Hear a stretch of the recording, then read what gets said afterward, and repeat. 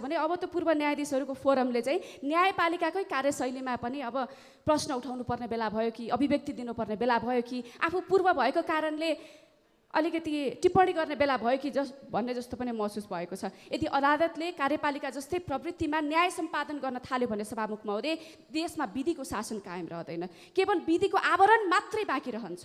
र यदि यो परिस्थिति आयो भने जनताको आक्रोश सडकमा पोखिनु इतिहासको स्वाभाविक परिप्रवाह हो सभामुख महोदय। न्याय सम्पादन हुनु अघि नै न्यायिक प्रक्रियाको हत्या हुँदैछ सभामुख महोदय। यसको मौन साक्षी हुने कि जागरुक प्रतिरोध गर्ने अब यो संसद र नागरिक समाजको साझा जिम्मेवारी हो।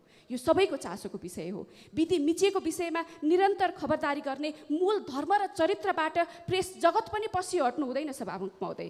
कुनै विषयप्रति त्यति विधि पनि अनदेखा गर्नु ठिक हुँदैन कि कुनै व्यक्ति गैर कानुनी तरबारको प्रहारबाट त्यो व्यक्तिको हत्या होस् अथवा त्यो व्यक्ति मारियोस्। यदि त्यस्तो